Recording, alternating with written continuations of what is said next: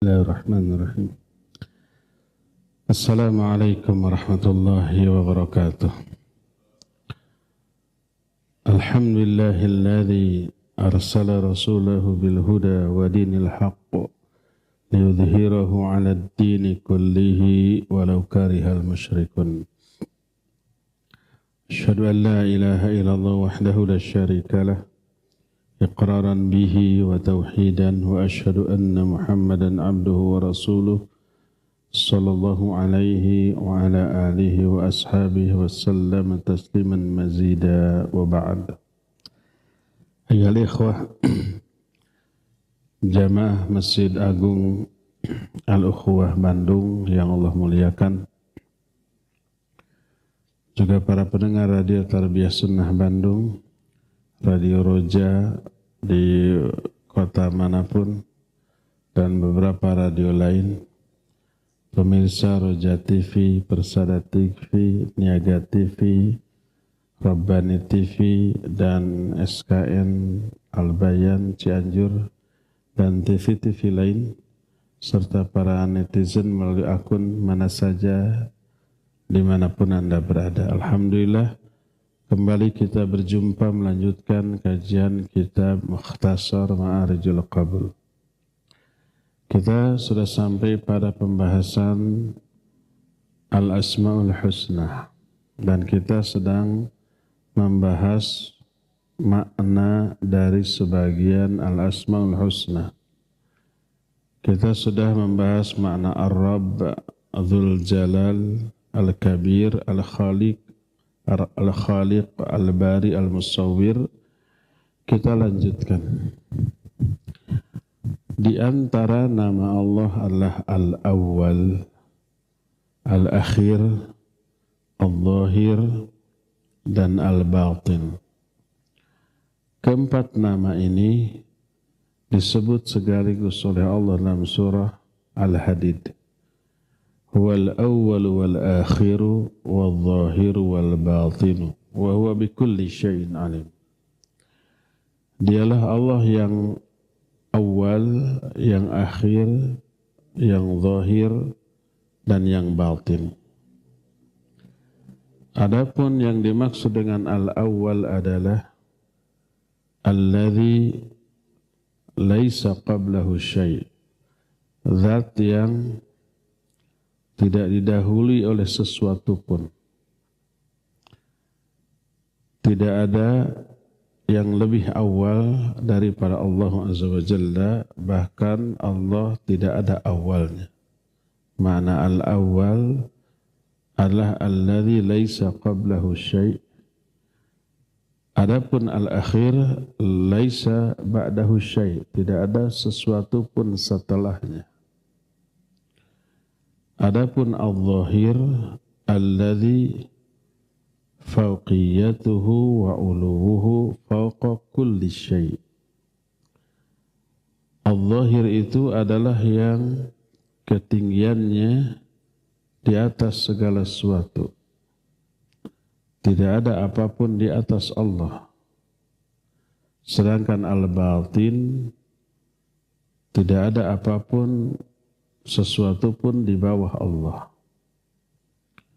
Atau dimaknai al-muhit bi kulli syai'in bihaitsu yakunu aqraba ilaihi min nafsihi. Makna al-batin adalah yang meliputi segala sesuatu, dalam arti dia lebih dekat dengan segala sesuatu dibanding sesuatu itu terhadap dirinya sendiri. Itu makna al-batin.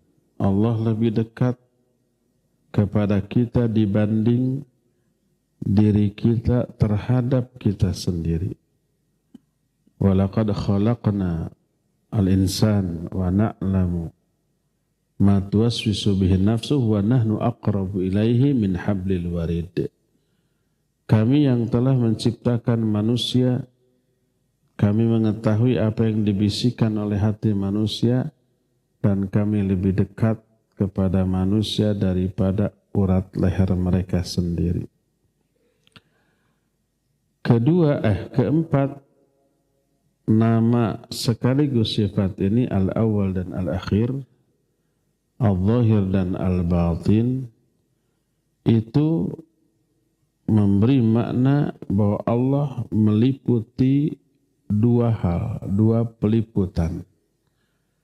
Meliputi seluruh aspek waktu, al-awwal dan al-akhir. Kedua, meliputi seluruh aspek tempat, yaitu al-zahir dan al-batin. Ini penjelasan Al-Imam Ibnu Qayyim rahimahullahu ta'ala. Itulah makna ringkas dari 4 nama Allah atau al-asmaul husna, al-awwal, al-akhir, al-zahir, dan al-batin. Nama berikutnya adalah al-ahad, yang esa. Makna al-ahad adalah alladzi la didda lahu wa la nidda lahu wa la syarika lahu fi ilahiyatihi wa rububiyatihi wa la mutasarrifu ma'ahu fi dzarratin min malakutihi wa la syabiha lahu wa la nadhira fi syai'in min asma'ihi wa sifatihi. Makna al-ahad adalah zat yang tidak ada tandingan baginya, tidak ada bandingan, tidak ada sekutu, tidak ada yang serupa, yang mirip pun tidak ada, baik dalam al-uluhiyah ataupun dalam hal ar-rububiyah. Al-uluhiyah itu hak untuk disembah. Tidak ada makhluk yang berhak disembah, tidak ada. Ar-rububiyah itu adalah, sudah kita terangkan, yang menciptakan, yang mengatur, yang menguasai. Tidak ada makhluk yang seperti itu. Dan tidak ada satu makhluk pun yang memiliki peran di dalam pengaturan seluruh alam jagat raya ini. Tidak ada yang serupa dengan Allah sedikit pun, baik dalam hal nama ataupun sifatnya. Kalau toh ada yang sama antara sifat Allah dengan makhluk, maka yang sama itu sekedar istilah, seperti mendengar. Allah mendengar, makhluk mendengar. Innahu kana sami'an basira. Sungguhnya Allah Maha mendengar, Maha melihat. Wa ja'alnahu sami'an basira. Kami menjadikan manusia mendengar dan melihat. Mendengar, melihatnya sebutannya sama. Maknanya juga sama, yaitu mendengar idrakus saut. Mampu menangkap suara dan memahaminya. Apa yang beda? Yang beda adalah hakikat dan kaifiyat. Cara mendengarnya, hakikat mendengarnya, kualitas pendengarannya tidak ada yang sama. Dan itu berlaku untuk semua sifat-sifat Allah.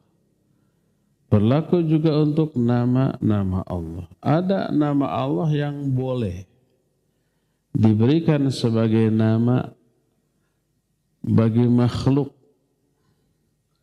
tapi berbeda. Kalau nama Allah sesuai dengan maknanya. Allah Hamid, Maha terpuji, sesuai sifat dengan nama. Kalau manusia namanya Asep tapi goreng patut. Namanya Ahmad tapi tercela perbuatannya. Kalau Allah antara nama dengan sifat itu selaras. Sehingga dalam hal tersebut Allah tak ada yang menyerupai, bahkan mendekati. Karena Allah esa dalam hal sifat. Laisa kamitslihi syai'un. Tidak ada sesuatu pun yang menyerupai Allah Azza wa Jalla. Itulah makna al-ahad. Nama berikutnya Al-Qadir. Bahasa kitanya yang maha kuasa. Apa maknanya? Alladzi lahu mutlaqul qudrah wa kamaluha wa tamamuha fala yu'jizuhu syai'un bal idza arada syai'an fa innama yaqulu lahu kun fayakun. Qadir artinya zat yang memiliki kekuasaan yang mutlak dan sempurna. Kekuasaan yang tidak dibatasi oleh apapun, oleh siapapun, kekuasaan yang tidak dibarengi oleh kelemahan dan aib. Fala yu'jizuhu syai'un, maka tak ada yang bisa melemahkan Allah. Saking berkuasanya. Kalau manusia sehebat apapun kekuasaannya banyak yang bisa melemahkannya, mengkudeta, menggerogoti wewenangnya, itu banyak. Kalau Allah tidak.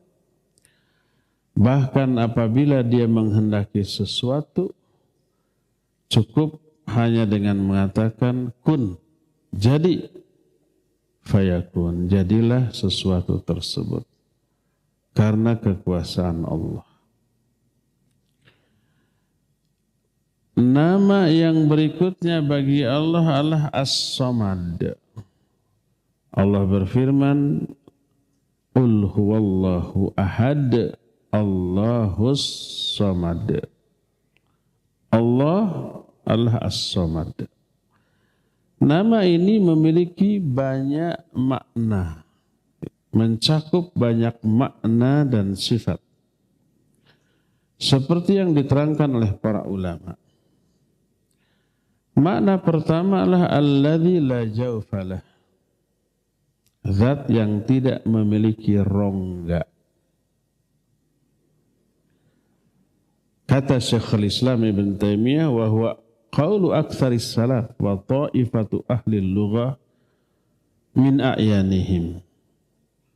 Dan ini pendapat kebanyakan para ulama generasi salaf dan para ulama ahli bahasa. As-Samad makna yang pertama adalah alladzi la jawfalah. Zat yang tidak memiliki rongga. Makna kedua,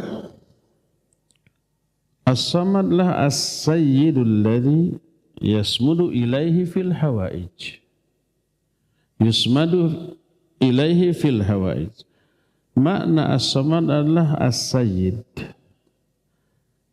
Zat yang maha mulia yang seluruh kebutuhan sangat bergantung kepadanya. Seluruh kebutuhan makhluk hanya dia satu-satunya yang bisa memenuhi. Tempat bergantung seluruh makhluk. Itu makna kedua dari As-Samad. Makna yang ketiga, makna As-Samad diterangkan di ayat berikutnya di surah Al-Ikhlas. Allahus Samad. Ayat berikutnya apa?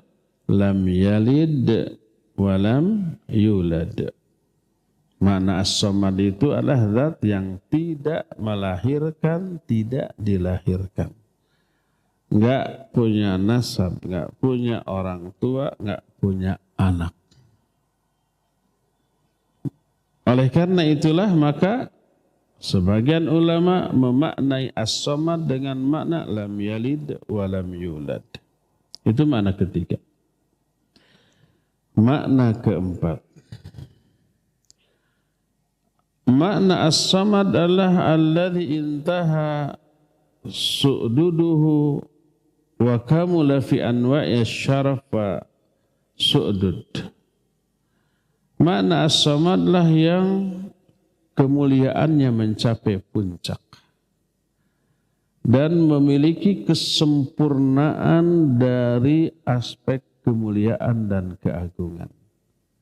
Zat yang agung dengan keagungan yang puncak, yang maha sempurna, zat yang maha luhur dengan keluhuran yang sangat puncak. Ini yang kelima. Keempat, Kelima, al-baqi ba'da khalqih. Makna as-samad yang kelima adalah zat yang abadi, yang tidak akan pernah hancur, punah, ataupun berakhir. Inilah makna as-samad yang mengandung 5 makna. Nama berikutnya adalah al-barr dengan dipendekannya huruf ba, al-barr. Innahu huwal barrur rahim. Sesungguhnya dalam surah Tur ayat 28, innahu huwal barrur rahim. Sesungguhnya Allah Maha al-barr dan Maha ar-rahim. Apa makna al-barr? Pertama berkata Ibnu Abbas radhiyallahu anhuma, makna al-barr adalah al-latif. Kita sudah pernah membahas fiqh al-asmaul husna, membahas secara detail makna dari nama-nama Allah, termasuk al-latif. Kita sudah terangkan al-latif adalah zat yang maha mengetahui segala sesuatu secara detail, rinci. Dalam kitab Lisanul Arab, makna al-barr adalah al-atufur rahim al-latiful karim. Ini makna yang pertama dari al-barr, al-latif. Makna kedua berkata Imam Al-Dhahhak, makna al-barr adalah as-sadiqu fima wa'ad. Zat yang maha benar dalam seluruh janjinya. Semua yang Allah janjikan pasti tertunaikan. Innallaha la yukhliful mi'ad. Allah itu tidak pernah ingkar janji. Karena Allah Maha Al-Barr. Berkata Imam Ibnu Al-Athir, Imam Ibnu Al-Athir menyatakan al-barr wal baru bima'na wahid. Wa innama ja'a fil Qur'an al-barr dunal bar. Al-barr dengan al-bar, baknya dipanjangkan, maknanya sama. Tapi nama Allah yang ada dalam Al-Qur'an al-barr tanpa alif, bukan al-bar dengan alif. Nama Allah yang berikutnya adalah Al-Muhaimin. Al-Malikul Quddusus Salamul Mu'minul Muhaimin Al-Jabbarul Mutakabbir. Dalam surah Al-Hasyr ayat yang ke-18 disebut nama Allah Al-Malik Al-Quddus, Al-Malikul Quddusus Salamul Mu'minul Muhaiminul Azizul Jabbarul Mutakabbir. Berkata Ibnu Abbas, Mujahid, Qatadah, dan As-Sudai. Ini para ulama ahli tafsir. Sejak mulai zaman sahabat, yaitu Ibnu Umar. Mujahid, ahli tafsir, tabi'in, murid Ibnu Abbas. Bukan Ibnu Umar, Ibnu Abbas. Qatadah, As-Sudai juga begitu. Ketika menjelaskan makna al-muhaimin adalah huwa syahidu ala ibadihi bi'amalihim. Makna al-muhaimin adalah zat yang maha menyaksikan seluruh amalan hamba. Maka kalau orang Arab menyatakan haimana yuhaiminu fahuwa muhaiminun idza kana raqiban 'ala syai'. Sesuatu atau seseorang disebut muhaimin bila dia mengawasi terhadap segala sesuatu. Itu makna muhaimin. Nah, nama berikutnya ini yang pembahasannya panjang, yaitu Al-Ali. Innahu huwal aliyul azim. Innahu huwal aliyul kabir. Allah itu maha ali, maha tinggi. Seluruh makna ketinggian dimiliki oleh Allah. Ada ketinggian Allah dalam 3 hal. Pertama, karena tidak memiliki apapun yang bisa mengurangi kemuliaannya.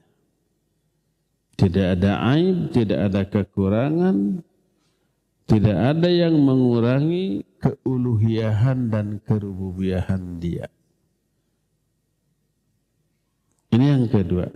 Ketinggian Allah dalam 2 hal ini disepakati oleh seluruh kaum muslimin. Tak ada seorang pun yang ingkar. Semua meyakini Allah maha tinggi dalam hal kekuasaan dan kemuliaan. Nah, yang ketiga banyak diingkari. Mengingkarinya dengan otak. Berakibat menolak banyak nas, ayat dan hadis yang sahih. Apa yang ketiga ini? Uluwudzat. Tinggi dalam hal zat. Maknanya Allah berada di tempat yang jauh lebih tinggi dibanding seluruh makhluknya. Alam semesta ini ada batasnya. Ada bawahnya, ada pinggirnya, ada atasnya. Hanya karena kita super kecil dibanding alam semesta, seolah-olah alam semesta tak berbatas. Seolah-olah ya, menurut kita. Menurut Allah pasti ada batasnya, termasuk bagian atas dari alam semesta.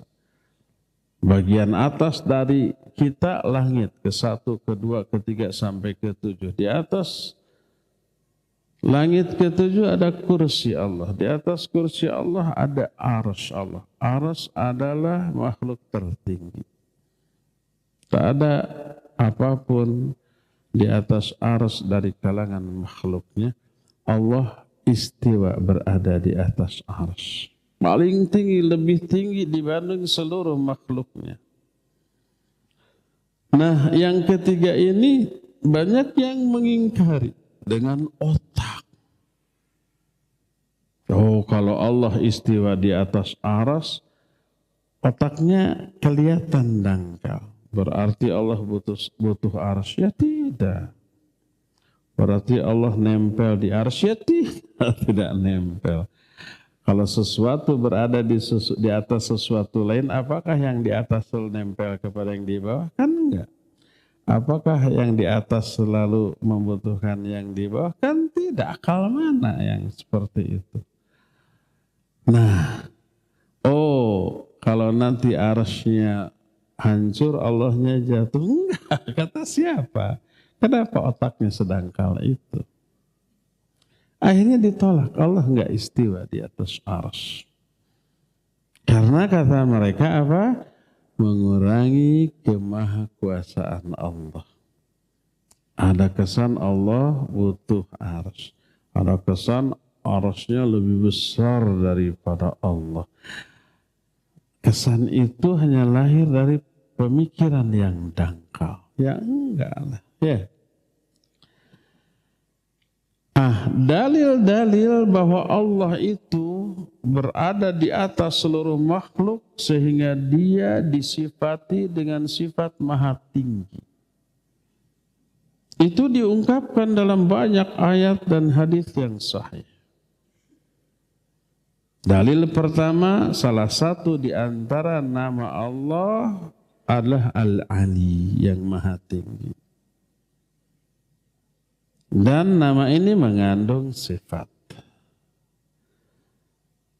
Kedua, Allah di dalam banyak ayat istiwa di atas arsy. Ar-Rahmanu 'alal arsy istawa. Allah yang Maha Rahman istiwa di atas arsy. Arsy itu makhluk Allah tertinggi. Istiwa di sana, istiwa maknanya mana? Letter luck-nya adalah tegak. Tapi tegaknya Allah laisa kamitslihi syai'un. Enggak sama dengan tegaknya makhluk. Tapi wajib kita yakini Allah istiwa karena Allah yang mengungkapkan. Walladzi khalaqas samawati wal arda fi sittati ayyam thumma istawa 'alal 'arsy. Allah telah menciptakan langit dan bumi pada waktu 6 hari lalu istiwa di atas arsy, tegak di atas arsy. Dengan tegak yang berbeda, tidak sama dengan tegak makhluk manapun.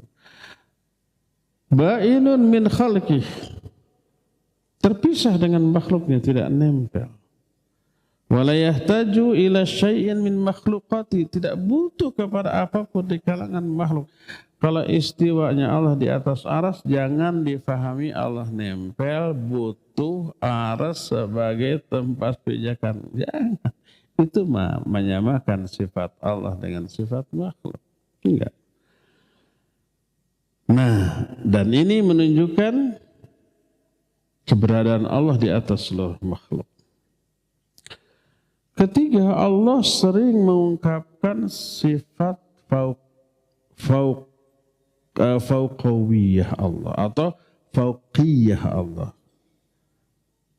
Fauqiyah Allah itu keberadaan Allah di atas. Seperti umpamanya Al-Quran surah An-Nahl ayat 50 tentang para malaikat. Di mana malaikat adanya? Kebanyakan di langit. Maka disebut dengan sebutan Al-Mala'ul A'la.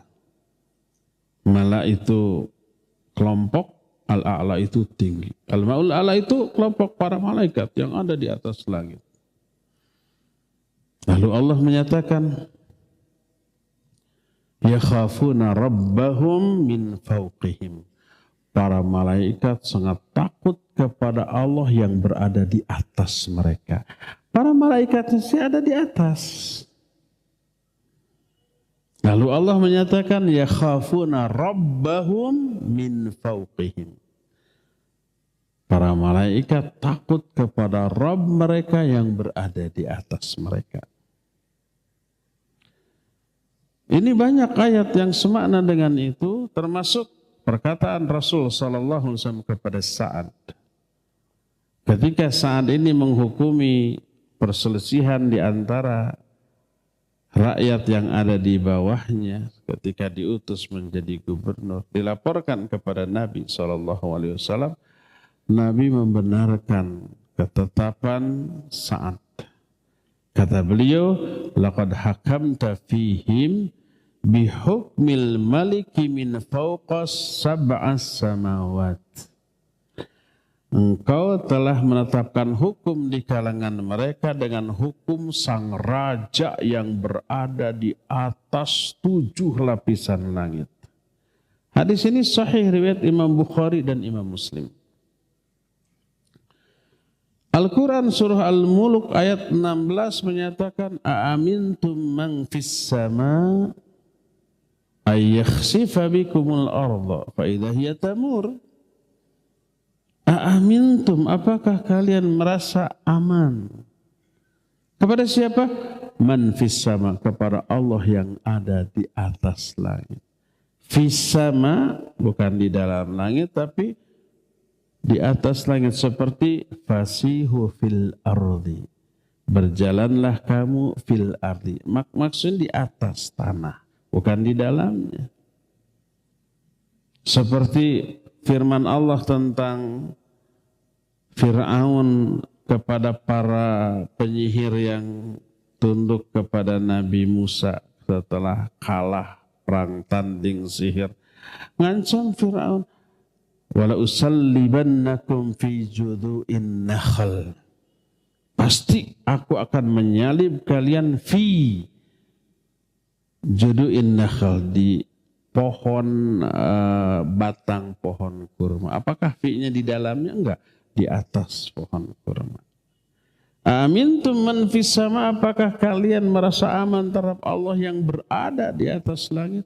Ayakhsifa bikumul arda fa idza hiya tamur, bahwa Allah akan membenamkan kalian ke dalam tanah sehingga tiba-tiba tanah itu berguncang.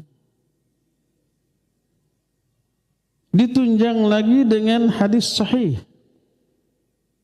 diriwayatkan oleh Imam Muslim dalam kitab Sahih Muslim, Abu Daud, An-Nasai dan yang lainnya. ada ustadz yang ingin mengingkari keberadaan Allah di atas langit, mendhaifkan hadis itu. Hadis itu dhaif. Karena nggak masuk akal loh. Kok akal jadi hakim terhadap hadis? Kalau hadis itu sahih nggak perlu dijelaskan. Kalau hadis itu dhaif wajib dijelaskan. Apa alasan kedhaifan? Karena kalau hadis itu sahih, kriterianya sama. Ada 5 kriteria. Kalau sebuah hadis sebut sahih, berarti memenuhi kriteria. 5 kriteria.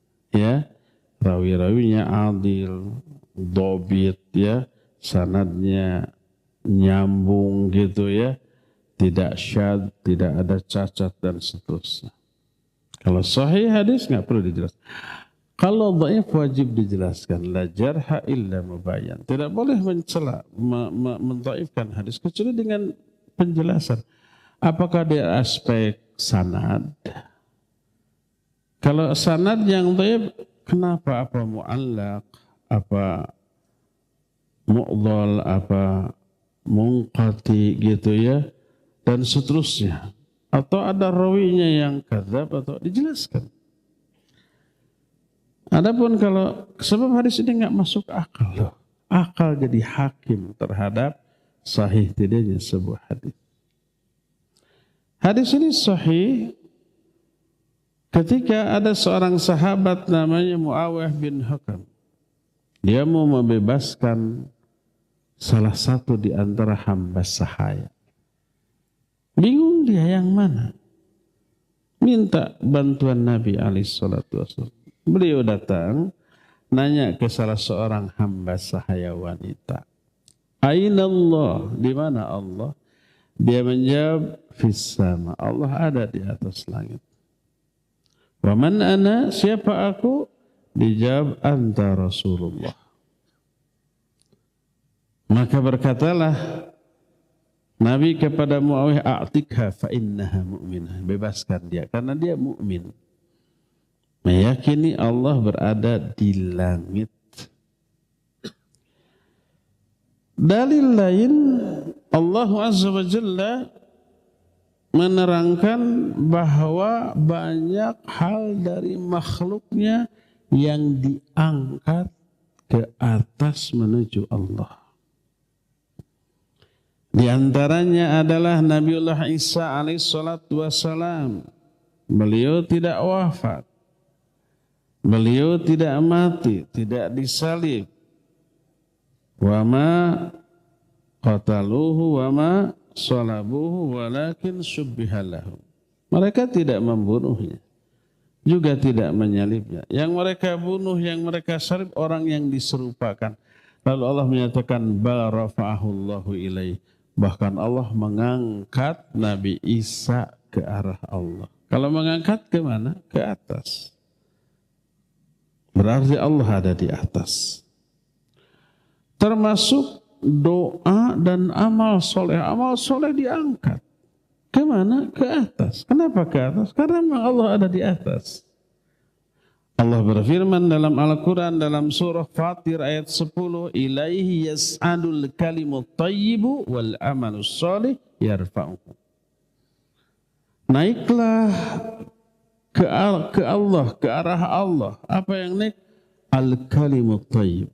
Al-kalimut thayyib itu doa-doa. Wal amalus sholih, dan amal soleh semua terangkat ke Allah. Kenapa terangkat ke Allah? Karena Allah di atas.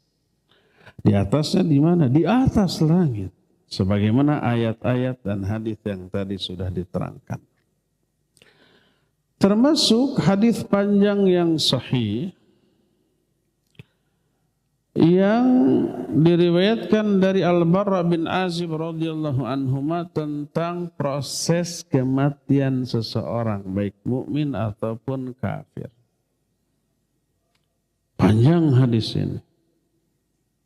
Tapi salah satu isinya adalah kalau seorang mukmin berada di ambang kematiannya, datang malaikat rahmat, wajah mereka bercahaya, membawa kain kafan dan parfum dari surga, lalu duduk di sekeliling orang mukmin yang akan mati ini dengan radius sejauh mata memandang.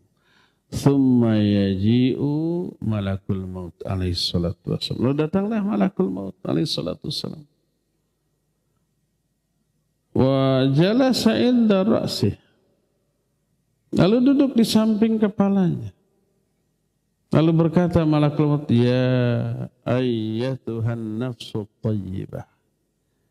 Dalam riwayat lain, ya ayyatuhan nafsul mutmainnah. Wahai jiwa yang baik, wahai jiwa yang tenang. Keluarlah kamu menuju rahmat dan keridhaan Allah. Keluar. Si ruh itu dengan lancar diambil oleh malakul maut, diestafetkan ke para malaikat, lalu disimpan di atas kain kafan yang dibawa dari surga, ditaburi wewangian parfum dari surga, menebar aroma wangian yang jauh lebih wangi dibanding minyak kasturi. Diangkatlah ke langit. Ruh itu sampai langit pertama minta dibukakan. Dibuka. Ruh siapa yang baikin? Ini ruh fulan bin fulan. Naik lagi. Langit kedua, ketiga sampai ketujuh. Setelah langit ketujuh, Allah berfirman, a'iduhu ilal ard.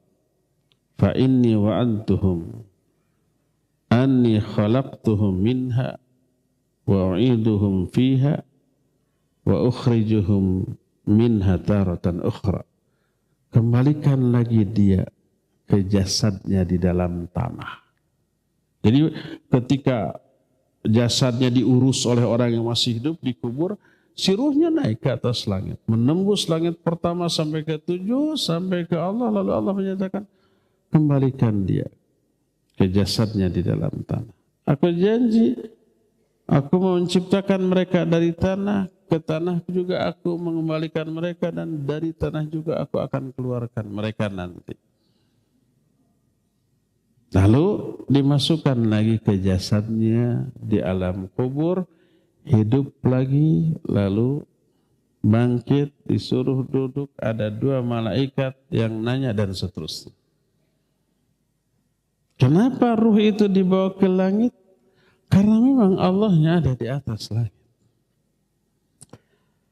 Termasuk para malaikat juga yang bertugas di dalam kehidupan kita di dunia. Mereka bolak-balik dunia sampai ke atas ke langit, melaporkan kepada Allah.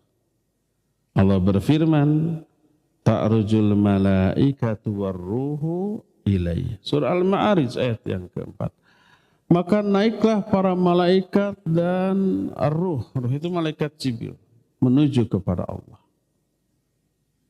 Naik ke langit. Bahkan lebih detail diterangkan dalam salah satu hadis yang sahih riwayat Imam Bukhari.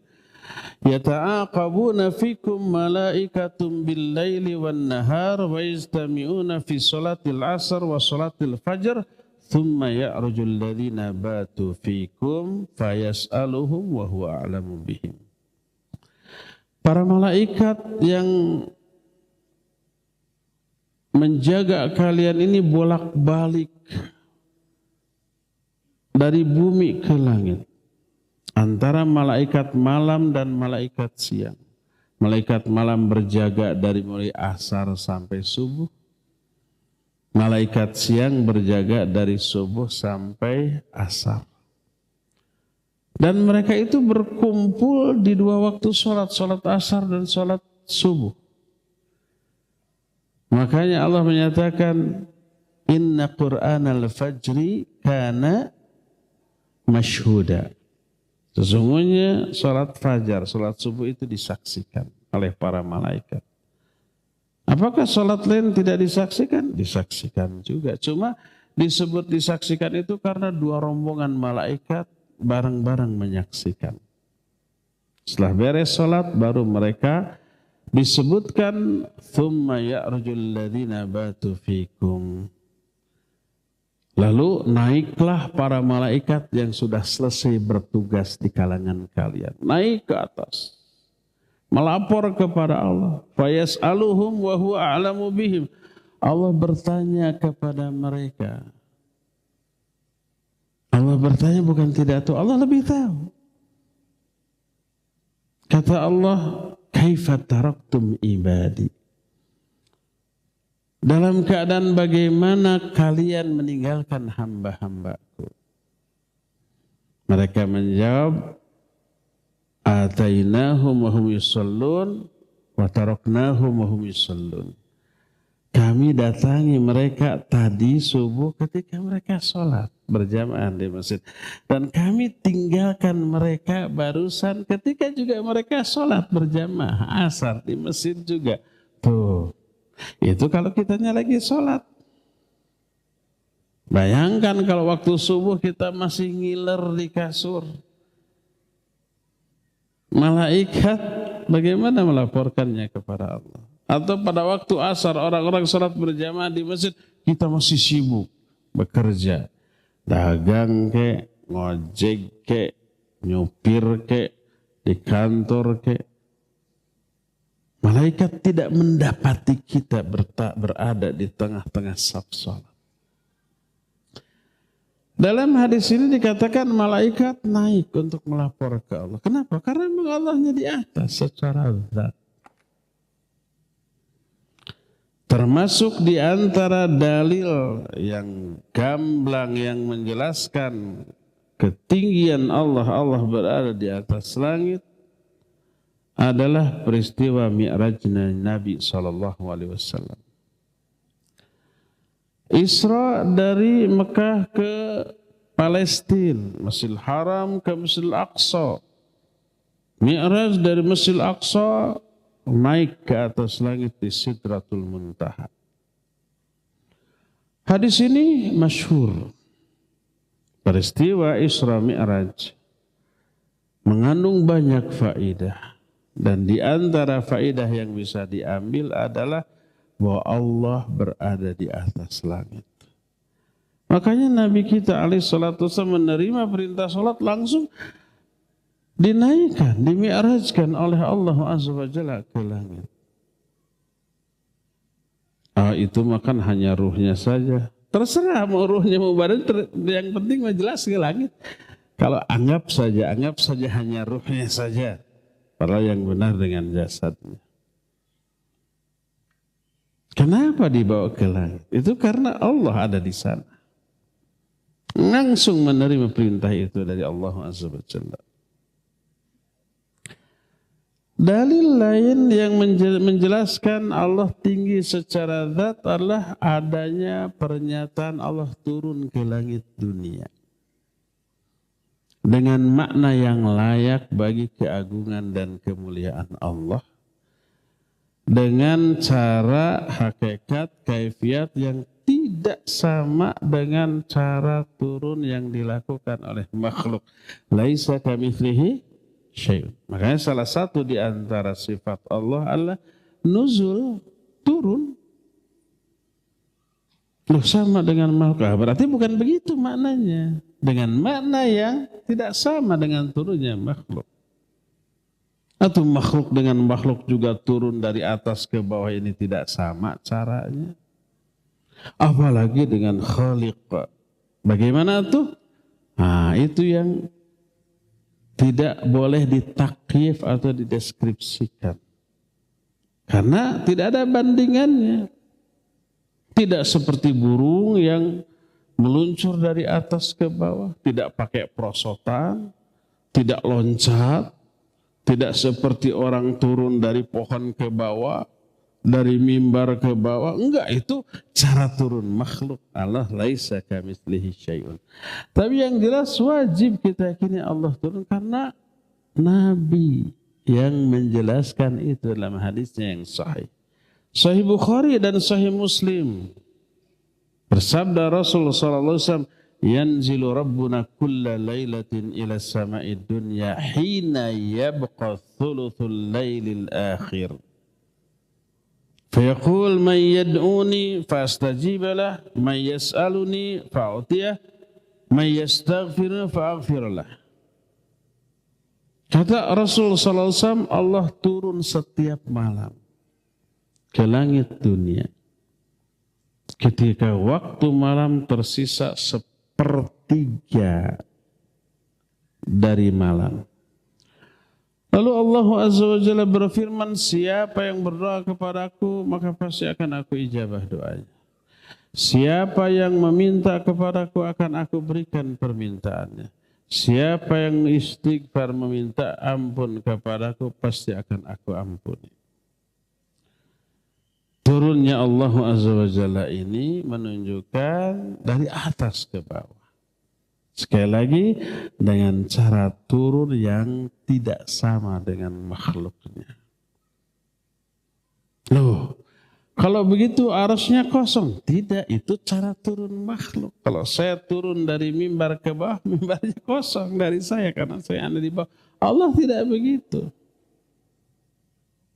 Loh, sepertiga akhir malam itu kan pasti bergiliran di setiap waktunya. Sekarang di kita jam 5 sore.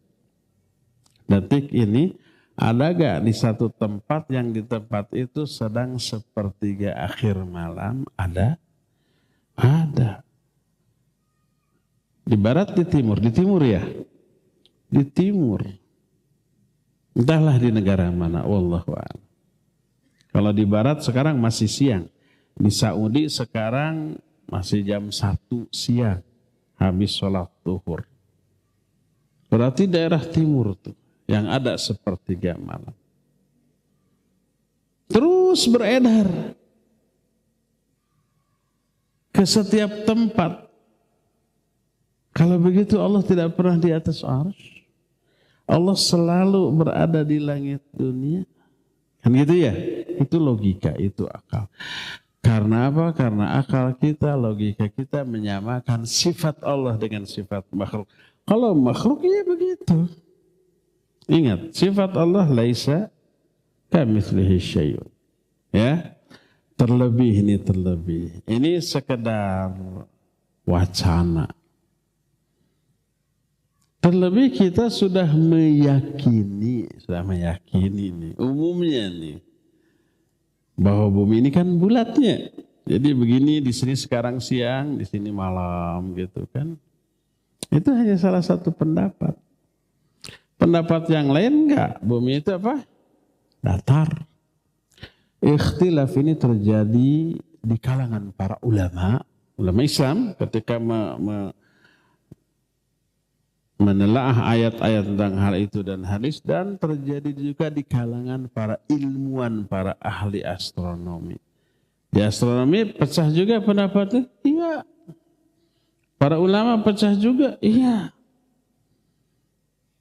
Maka ya sudah, kita yakini apa yang menurut kita benar, tetap toleran terhadap pendapat yang berbeda. Nggak perlu berantem, nggak perlu saling mencela. Weh, bumi datar, siga piring atuh, kayak bahaya, macam-macam tuh.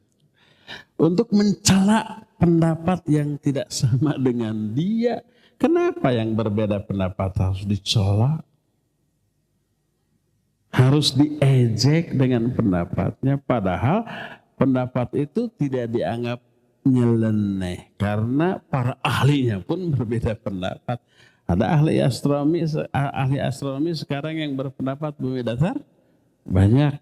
Coba ditanya ke Mbah Google. Search di YouTube. Para ulama ada yang berpendapat datar? Banyak. Yang berpendapat bulat juga banyak. Sudah. Dan implementasi dari keyakinan bumi bulat atau datar ini tidak akan menimbulkan gesekan secara sosial. Karena tidak aplikatif. Beda dengan umpamanya kunut subuh dengan tidak. Mungkin ada gesekan, beda yang usoli dengan yang tiga. Mungkin ada gesekan karena bareng sholatnya. Kalau ini enggak. Implementasinya enggak menyebabkan munculnya benturan secara sosial, ekonomi, politik, fikih dan seterusnya, enggak. Sudah biarkan saja, kenapa ribut? Ya, tak usah diperpanjang. Nah, jadi Allah turun ke langit dunia di setiap sepertiga akhir malam. Teka otakan, karena apa? Meyakini bumi bulat. Sudah, biarkan. Lebih fokus kepada penjelasan hadis dan penerangan para ulama tentang hal itu. Tapi dari hadis ini kita meyakini Allah berada di atas. Kalau Allah turun ke langit dunia berarti Allah ada di atas. Termasuk turunnya para malaikat, turunnya perintah, turunnya kitab. Al-Quran, wahyu ini kan oleh Allah diturunkan kepada para nabi. Tanzilul kitabi la raiba fihi mir rabbil alamin. Kan gitu. Allah lah yang menurunkan kitab. Kalau menurunkan dari mana ke mana? Dari atas ke bawah. Kenapa Al-Quran dan wahyu diturunkan? Karena dari Allah. Allahnya ada di atas diturunkan ke orang yang ada di bumi dari kalangan para nabi, para rasul. Dan malaikat Jibril yang membawa turun. Turun dari mana? Ya dari atas ke bawah. Itu semua menunjukkan keberadaan Allah di atas secara zat. Termasuk ketika kita berdoa. Kita angkat kedua tangan kita, menengadah ke atas. Kenapa? Karena Allah yang kita minta melalui doa kita itu ada di atas. Kalau diyakini Allah ada di mana-mana, nggak perlu angkat tangan. Dan ini menunjukkan keberadaan Allah di atas langit. Termasuk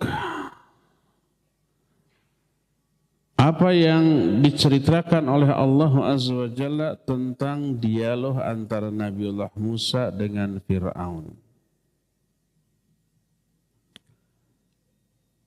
Nabi Musa menyatakan ketika ditanya siapa Rabbmu, Rabbku adalah berada di atas langit. Apa kata Fir'aun?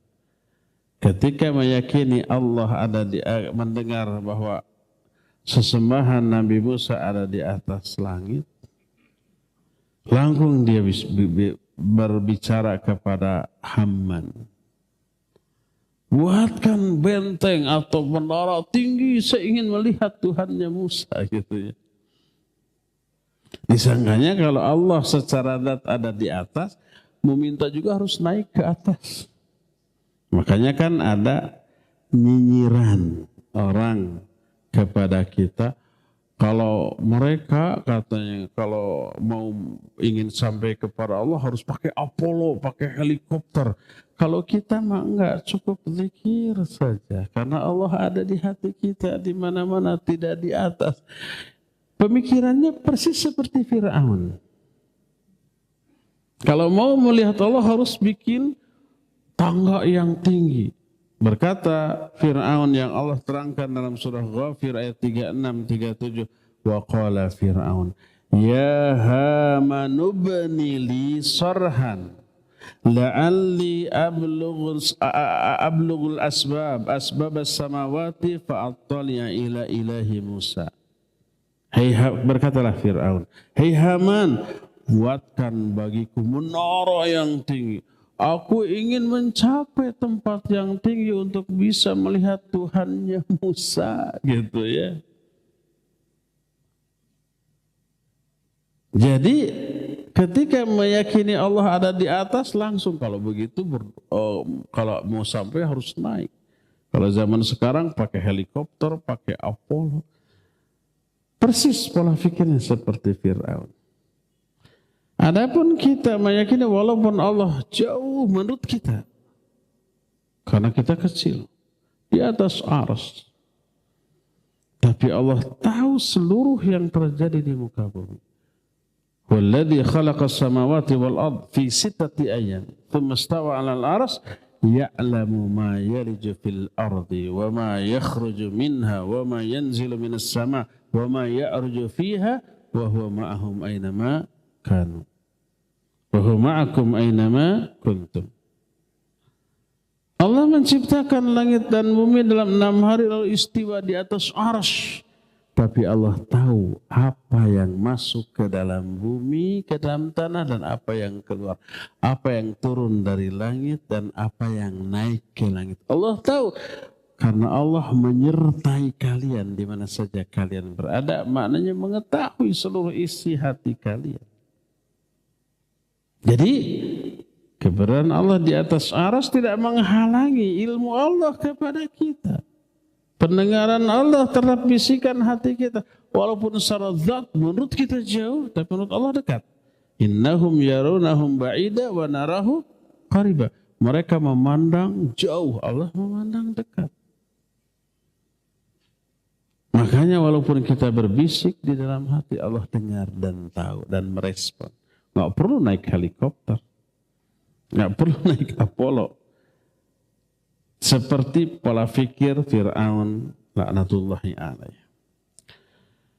Termasuk ini yang menjadi dalil berikutnya. Yang membantah Allah ada di mana-mana. Kisah dialog Allah dengan Nabiullah Musa alaihissalatu wassalam. Yang oleh Allah Azza wa Jalla diterangkan. Nabi Musa itu dalam Al-Quran surah Al-A'raf 143 ingin melihat Allah. Apa kata Allah Azza wa Jalla? Lan tarani. Kamu tidak bisa melihat aku. Sekarang kalau kamu ingin melihat aku, perhatikan gunung tersebut. Gunungnya gunung batu. Keras. Fa'idistaqara makana fasawfa tarani. Kalau gunung itu masih tetap di tempatnya, kamu bisa melihat aku, kata Allah. Falamma tajalla rabbuhu lil jabal ja'alahu dakka. Ketika Allah menampakkan dirinya ke gunung itu hancur berkeping-keping. Sampai Nabiullah Musa sendiri gimana?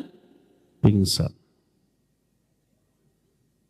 Kalau umpama Allah manunggal dengan makhluk, menyatu, hancur semuanya. Itu gunung batu loh. Apalagi dengan orang. Berkata Al-Imam Ibnu Khuzaimah rahimahullah, seorang ahli hadis, ketika mengomentari ayat ini. Ini perkataan Imam Ibnu Khuzaimah. Kata beliau, Inna Allah Azza wa Jalla, Lau kana fi kulli mawdu, lau kana fi kulli makan, wa ma kulli bashar, wa khalqin, kama za'amatil mu'attilah, lakana mutajallian li kulli syai'. Wa kadzalika jami'u ma fil ardi, lau kana Allahu ta'ala mutajallian li jami' ardihi, ya. Terus apa yang terjadi? Ja'alallahu al-jabal ladzi tajalla lahu dakka. Sesungguhnya Allah ada di setiap tempat. Seandainya Allah menyatu dengan seluruh makhluk, dengan manusia, seperti anggapan orang-orang yang meyakini Allah ada di mana-mana. Kalau Allah menyatu dengan makhluk-makhluk tersebut, ya, baik pohonnya, batunya, gunungnya, gitu ya, kota-kotanya, desa-desanya, bangunan-bangunannya, maka pasti itu semua hancur. Sebagaimana gunung itu pun hancur berkeping-keping. Sebagaimana Allah berfirman dalam Al-A'raf ayat 143, falamma tajalla rabbuhu lil jabal ja'alahu dakka. Ketika Allah, ya, mau menampakkan dirinya di gunung itu, menyatu dengan gunung itu hancur berkeping-keping. Nggak mampu, nggak kuat. Apalagi selain gunung. Dan ini menjelaskan Allah tidak di mana-mana. Allah tidak menyatu dengan makhluknya. Allah ada di atas arsy, sebagaimana banyak ayat dan hadis sahih tentang masalah itu. Inilah dalil-dalil tentang ketinggian Allah secara zat. Allah ada di atas. Di mana di atas? Di atas langit. Langit keberapa? Di atas langit ke-7. Di mana? Di atas arsy-Nya lagi. Ya, dan arsy Allah Makhluk Allah terbesar dan tertinggi, dan Allah lebih besar dan lebih tinggi daripada seluruh makhluknya. Ya. Nanti kita akan jelaskan penjelasan para sahabat dan para ulama yang menerangkan di mana Allah berada, seperti yang diterangkan dari ayat-ayat dan hadis tadi. Sekarang cukup sampai di sini, waktu yang kita miliki sudah habis. Dan sisa waktu yang ada kita akan gunakan untuk tanya jawab. Dan kepada Al-Akh Al-Fadhil Abu Lukman di studio Cilengsi, Raja Cilengsi, dipersilakan untuk memandu tanya jawab baik dengan pendengar ataupun pemirsa. Wassallallahu ala nabiyina Muhammadin wa ala alihi wa ashabihi wassalam. Silakan Abu Lukman. Jazakallahu khairan, kami sampaikan kepada Ustadz Abu Haidar As-Sundawi hafizahullahu ta'ala yang telah memberikan nasihat kepada kita di kesempatan sore hari ini. Dan kami undang Anda sahabat Roja dimanapun Anda berada untuk memasuki sesi tanya jawab. Anda dapat berpartisipasi dengan mengirimkan pertanyaan Anda melalui pesan WhatsApp. Baik, untuk kesempatan pertama di kesempatan sore hari ini kita akan coba angkat penanya melalui line telepon. Kami persilahkan. 8236543. Kami persilakan. Iya, silakan. Assalamualaikum. Waalaikumsalam warahmatullahi wabarakatuh. Mohon maaf Bapak, bisa dikecilkan terlebih dahulu televisi atau radionya. Iya, dari siapa di mana Bapak? Ini dari Bapak Rusli di Riau Pekanbaru. Baik, silakan Bapak Rusli. Di Riau Pekanbaru. Iya. Ada sedikit penyimpangan dari pengajian Ustadz.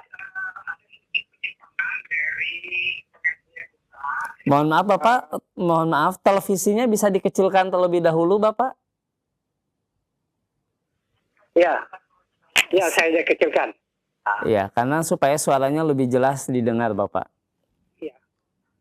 Ini berkaitan dengan masalah COVID, Pak Ustadz. Iya. Dulu tahun yang lalu saya pernah nanya juga kepada Pak Ustadz bahwa orang yang tidak mentadaburi Al-Quran, tidak ati Allah atau Rasul atau alim minkum itu, tapi tidak mentaati amri minkum. Nah, apakah kita boleh menyebut dia itu sebagai imam atau tidak? Nah, apakah misalnya begini, imam itu tiba-tiba mendadak meninggal, apakah itu namanya balasan dari Allah? Semana jazakumur khair itu kan sesuai dengan perbuatanmu, sesuai dengan amal ibadahmu. Itu kan apa istilahnya tuh, saya lupa juga tuh. Apa yang kamu buat hari ini, kamu akan menerima balasannya. Nah itu. Iya, baik. Itu saja Bapak. Jawabannya. Assalamualaikum warahmatullahi wabarakatuh. Waalaikumsalam warahmatullahi wabarakatuh. Tafadhol Ustaz. Iya. Itu saja Bapak. Jawabannya.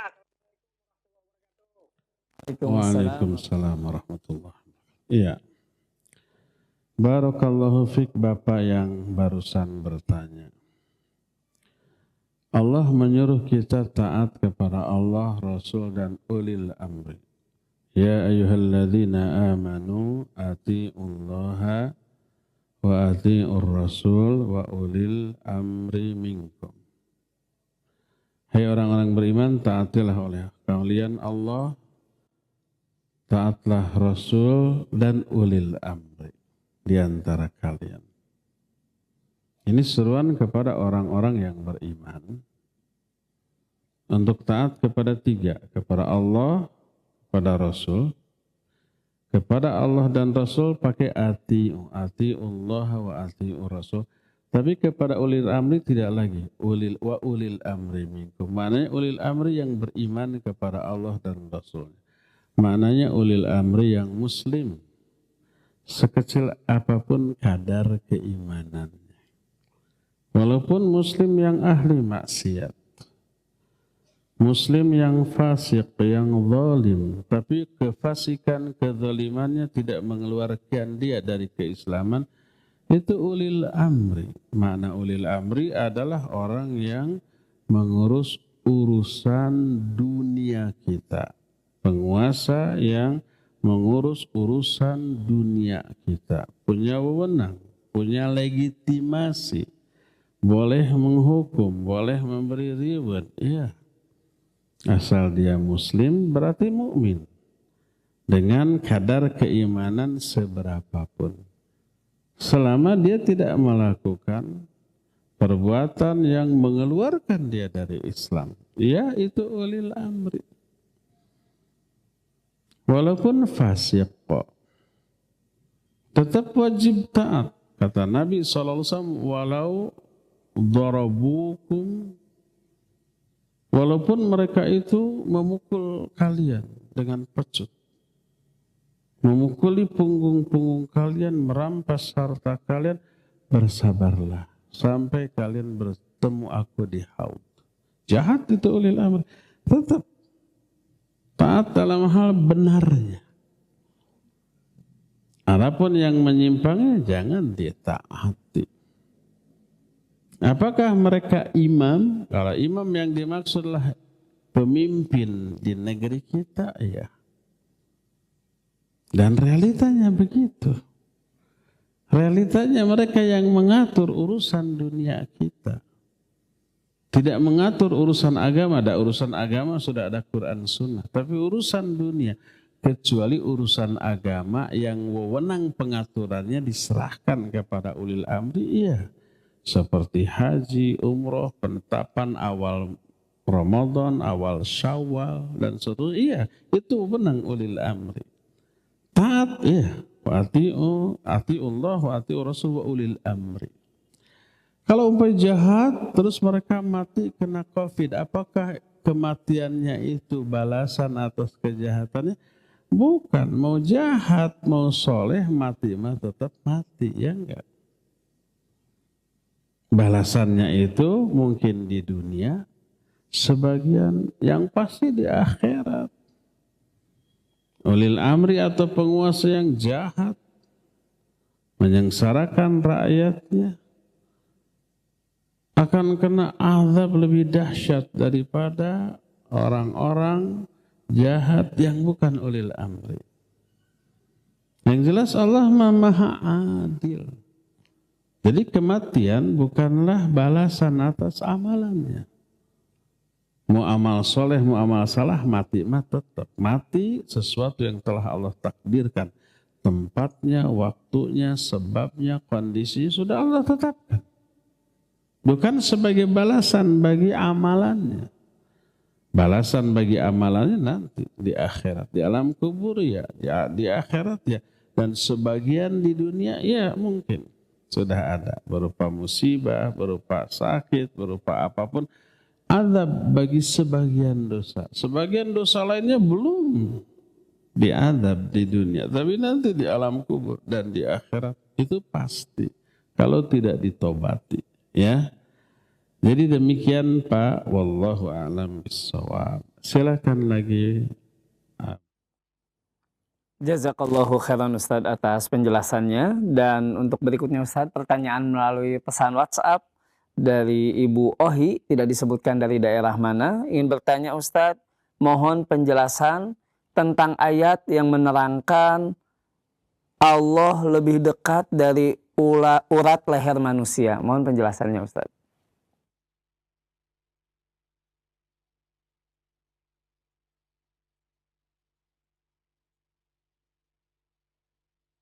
Baik, barakallahu fiik. Ayat yang ditanyakan berada dalam surah Qaf. Surah yang ke-50. Allah berfirman, وَلَقَدْ خَلَقْنَا الْإِنسَانَ وَنَعْلَمُ مَا تُوَسْوِسُ بِهِ نَفْسُهُ وَنَحْنُ أَقْرَبُ إِلَيْهِ مِنْ حَبْلِ الْوَرِيدِ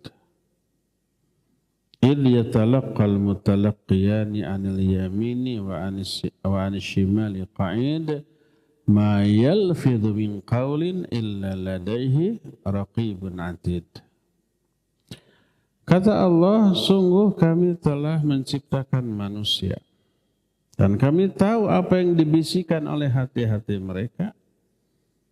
Dan kami lebih dekat dengan mereka dibanding urat leher mereka sendiri. Kita ada urat leher, dekat nggak dengan kita? Dekat. Nempel. Allah lebih dekat. Ada dua makna yang bisa kita jelaskan di kesempatan yang singkat ini. Makna pertama, Allah lebih dekat, Allah lebih tahu. Lahirnya, batinnya. Kita tahu nggak kondisi di dalam tubuh kita, jantung kita apa normal 100%, 90%, 50%, atau parah? Kita nggak tahu kan. Demikian juga organ tubuh lainnya. Ginjalnya, paru-parunya, hatinya, pankreasnya gitu ya, levernya gitu, kita nggak tahu kondisi normal apa tidak. Kalau ada kelainan sedikit, dua dikit, mungkin belum ada keluhan, belum ada gejala. Kalau parah banget baru terasa. Itu pun kita hanya menduga-duga. Sakit di dada, kayaknya jantung, pergi ke jantung. Ternyata mah gitu kan. Pergi ke dokter jantung, diperiksa, mah ini mah, kan ada begitu kan. Allah lebih tahu isi dalam keadaan dari badan kita dibanding kita terhadap badan kita sendiri. Itu pertama, secara fisik. Kedua juga secara psikis. Kita tahu gak kenal diri kita? Ya kenal. Sejauh mana? Gak jauh-jauh amat. Seringkali kita salah menilai diri. Rasanya kita sekarang mengamalkan ajaran Islam, ikut terlibat dalam dunia dakwah sebagai apapun. Sebagai pengurus yayasan, panitia, seksi acara, atau apapun. Ikhlas, 100% lah ikhlas. Itu dugaan kita. Allah lebih tahu apakah ikhlas kita itu 100% atau tidak. Dikasih kasus yang menunjukkan kita belum ikhlas.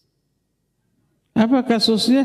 Umpamanya ya, ada orang yang seolah-olah tidak menghargai jasa kita di dunia dakwah. Nyolte ambek, tersinggung, merasa tidak dihargai, berarti belum ikhlas. Karena masih mempertimbangkan, mengharapkan apresiasi orang, penilaian orang, penghargaan orang terhadap amal kita, ya enggak? Ikhlas itu seperti yang kemarin saya bilang, mengharapkan apa yang ada di sisi Allah, balasan dari Allah, bukan terima kasih, bukan pujian, bukan balasan, enggak. La as'alukum alaihi ajra. In ajriya ila Allah. Aku tidak mengharapkan balasan apa-apa atas dakwahku ini dari kalian. Pahalaku, balasanku dari Allah.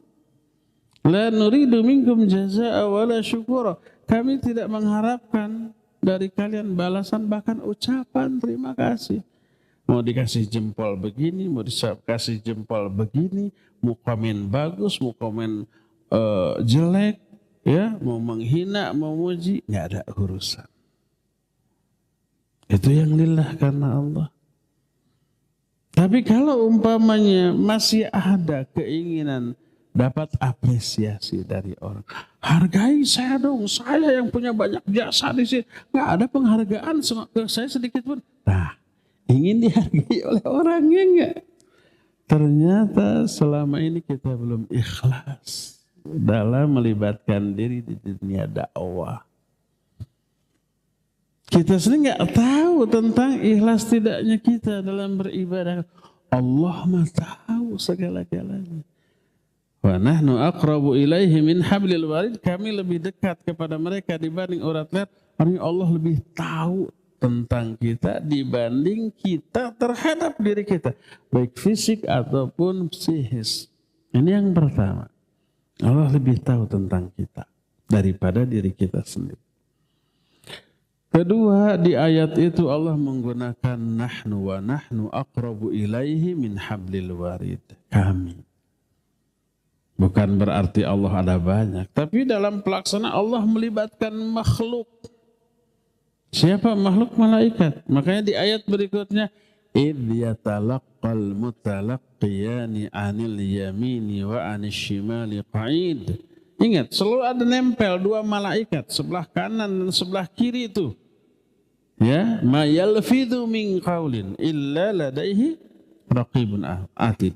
Tidak ada satupun kata yang terucap dari mulut kecuali di sampingnya ada raqib dan ada atid. Jadi mengawasi, mengetahui termasuk isi hati manusia, malaikat pencatat ini tahu. Apalagi perbuatan yang dilakukan oleh fisik tentu saja tahu dan mereka tidak pernah lalai, nggak pernah terkantuk-kantuk, apalagi tidur. Kalau mereka tidur kita beramal nggak kecatat, rugi kita. Enggak. Tidak ada satupun kata. Termasuk al-anin. Al-anin itu rintihan. Hatta al-anin, rintihan kita ketika kita sakit, gitu dicatat tuh. Hatal an. Termasuk isi hati malaikat itu tahu dan dicatat.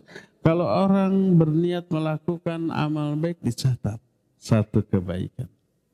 Kalau jadi dilaksanakan 10 kali lipat. Tapi kalau berniat amal buruk nggak dicatat sampai dilakukan. Ini menunjukkan malaikat itu tahu niat orang.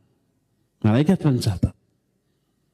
Berdasarkan hal itulah maka yang dimaksud wa nahnu aqrabu ilaihi min hablil warid, pakai kata nahnu karena termasuk para malaikat yang ditugaskan untuk itu pun tahu dalam-dalamnya manusia baik lahirnya ataupun batiniahnya, ya. Wallahu a'lam bishawab. Silakan terakhir ya Abu Luqman. Baik, jazakallahu khairan Ustaz atas penjelasannya, dan untuk pertanyaan terakhir mungkin kita angkat kembali melalui pesan WhatsApp yang sudah banyak masuk Ustaz. Pertanyaan dari Ibu Ai di Sukabumi ingin bertanya, bagaimana caranya menghidupkan hati yang sudah mati, ingin bertobat dari maksiat tapi rasanya sulit. Walaupun ingin rasanya tapi ada yang menghalangi. Mohon penjelasannya Ustaz.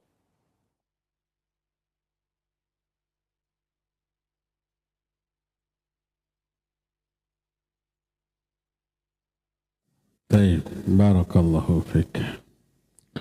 Hati yang sudah mati apa bisa dihidupkan lagi? Iya, bisa. Kalau hati. Kalau badan nggak bisa. Kalau jiwa kita mati, bisa hidup lagi? Iya. Mungkin yang dimaksud oleh ibu penanya bukan mati. Tapi hatinya terjangkiti penyakit parah. Kalau mati itu hati orang kafir, orang musyrik gitu. Tidak tahu kebenaran, malah yang benar dianggap salah, yang salah dianggap benar. Yang baik dianggap buruk, yang buruk dianggap baik. Itu yang mati. Nah, kalau seorang muslim mungkin sakit, terjangkit penyakit syubhat dan syahwat.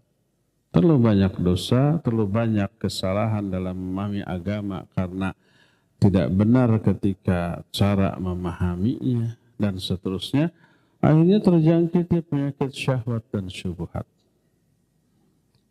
Penyakit syubhat melahirkan amalan-amalan bid'ah. Penyakit syahwat melahirkan amalan-amalan maksiat. Parah. Ada iman, ada. Makanya mau tobat, tapi kok berat. Apa yang harus dilakukan? Iya. Pertama, wajib kita paksakan diri kita. Karena seperti orang yang sakit fisik. Ingin sembuh, harus makan obat, tapi malesnya bukan main. Yang kalau sakit, yang bisa buat sembuh tuh obat, jangan lewat. Yang kedua, makan yang banyak, gitu kan? Tapi jangankan makan, baru mencium aroma makan sudah anak, sudah pengen muntah, nggak mau kan ya? Minum obat ya pahit, peher, pahang gitu ya, nggak. Itu berat. Bagaimana caranya? Paksakan. Walaupun pahit, telan, bila perlu dicekok gitu. Walaupun umpamanya makanan ini nggak enak, terasa asal masuk aja, enak-enak, sebel-sebel juga asal masuk, asal tidak muntah lagi, sedikit demi sedikit. Itu yang berpengaruh. Itu orang yang sakit fisik. Yang sakit jiwanya oleh penyakit syubhat dan syahwat juga begitu. Tahu ini banyak dosa, tahu harus tobat, tahu harus ibadah, tapi beratnya bukan main. Apa boleh buat? Harus dipaksakan. Nikreh tur ngireuh. Sedikit demi sedikit. Slow but sure. Alon-alon asal kelakon. Ya. Maka lakukan apapun kebaikan jenisnya yang bisa kita. Seluruh kebaikan amal soleh yang kita lakukan itu selain meraih pahala, menghapus dosa, juga mengundang turunnya hidayah Allah kepada dia. Coba kalau ngomong ke orang itu yang baik, senyum, yang benar, yang menyenangkan, Allah kasih hidayah. Wa qulu qawlan sadida yuslih lakum a'malakum wa yaghfir lakum dzunubakum.